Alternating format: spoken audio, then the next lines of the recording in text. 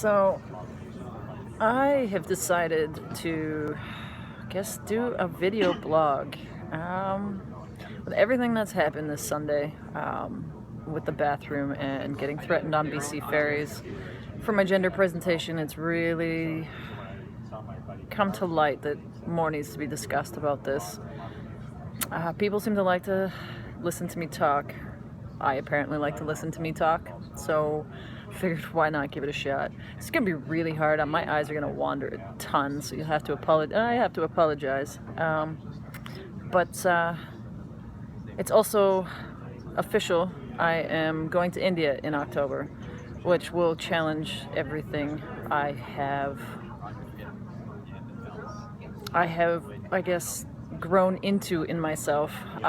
It might be the largest test of courage I have yet, given the stereotypes there of gender are run far deeper than they do here in North America, is my understanding.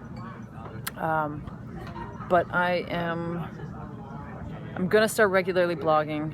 I don't know what to do or say, and I'm gonna kind of let it all flow naturally. But as this is my first video, bear with me. Hopefully I will get better. Fuck, I feel like I should be sitting in a car or something doing this. Isn't that where everybody does it, from their passenger seat? I figured the blue sky was way better. Oh, hi server.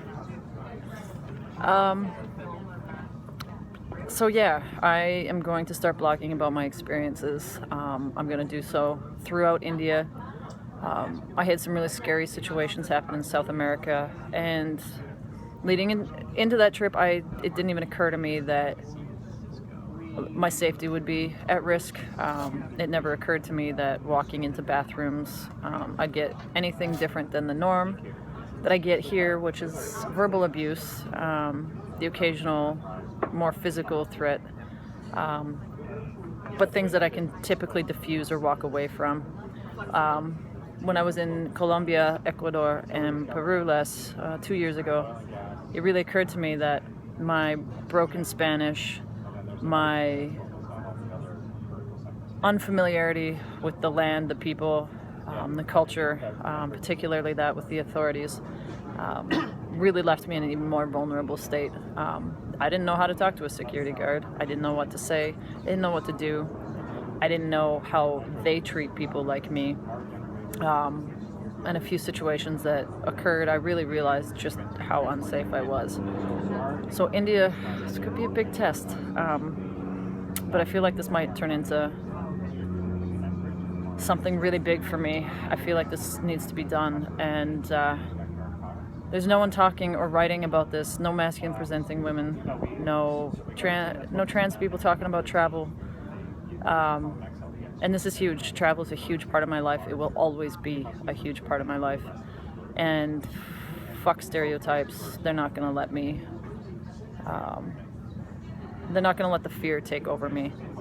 And I'm gonna write about it, and I'm gonna talk about it, and I'm gonna give people who walk the world like me information so that they know how to travel safer, at least what I can do based on my experiences. After my experience with BC ferries, being threatened to be punched out and repeatedly called a pervert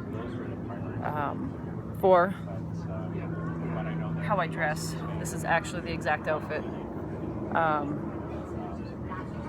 We can't stop and trying to work here either. We haven't made that much progress, so I won't limit my conversation to travel.